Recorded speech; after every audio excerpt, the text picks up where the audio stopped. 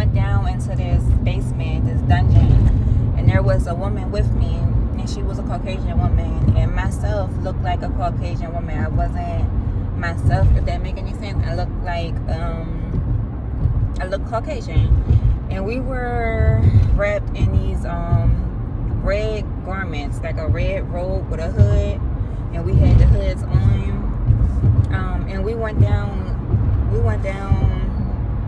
in this dungeon slash basement to be spies.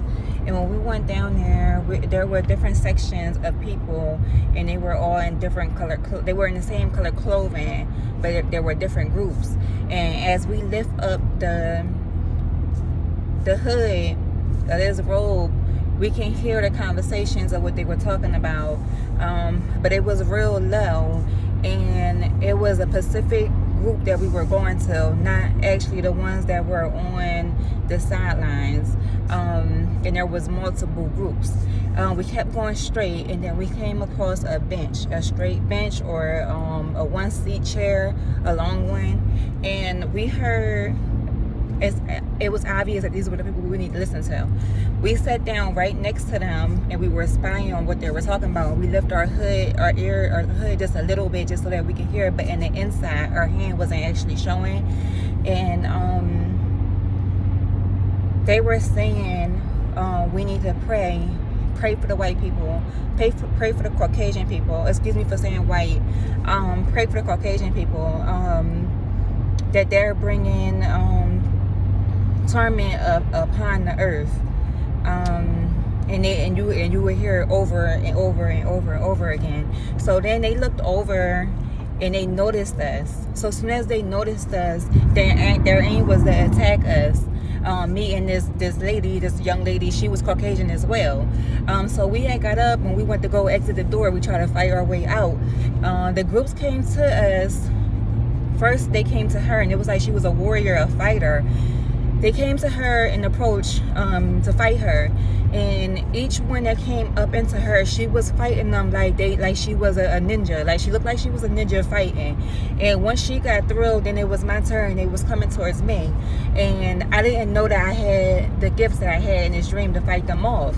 And they didn't think that I had it. They said, okay, here's another one. And they didn't think, they said, she can't do what she just did, but they was wrong. So I began to fight them off. So we made our way back upstairs. When we got upstairs from out this dungeon slash basement, we were on a stage, and on this stage it was a mix of nationalities. It was a couple blacks, African Americans, and it was a couple Caucasians. And the woman that was with me, we took our garments off. The woman that was with me, she said she didn't know that she didn't know Caucasian people could be so what was it that she exactly said? She said it was something she said. I forgot exactly what it was, but it was really, really, really bad. And she didn't believe that it was her people. She said they were the worst people upon this earth. It was a specific word she said, but I actually can't remember right now. Like, this dream was a couple of weeks ago, and it's been heavy. It's been weighing on me heavy, so I feel like I had to get it out there.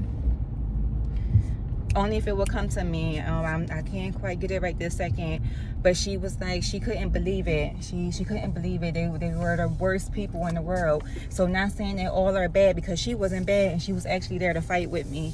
So I definitely feel like we need to pray for the Caucasians that's doing wrong in this earth right now, that's bringing the torment. That's what she said. They torment in the earth. It's sad. It's really sad, and it's not funny. But it was something else that she was saying. I wish I could share it right now. So anyway, we come down off the stage. It's me and a group of the people. We all come down off the stage, and now we see it's like a party going on next door to this stage. And as we come down, we see there's these two Caucasian guards. They look like they was like in the army or something. They had army wear on, and they were sitting on a chair, and they were racist. They were very racist. You could tell they was racist. It was the most back in the day looking troops that you will ever see. They looked at like they were out for war.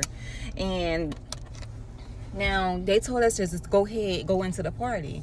Now when we kept walking, I seen this lady in front of a table. It was decorated in a party, like a party outlook, and there were books and everything on the table. There were balloons, and the lady was crying. It was African American, and she was crying, and she was crying her eyes out like she was mourning really, really hard, and her hands was in her face, and she was like, she was young, and she was saying about this child that was actually, there were pictures of a child that passed away. She was shot, and she had coloring books with pictures that she had drew on it, and she was like, she didn't really get to sign her books, and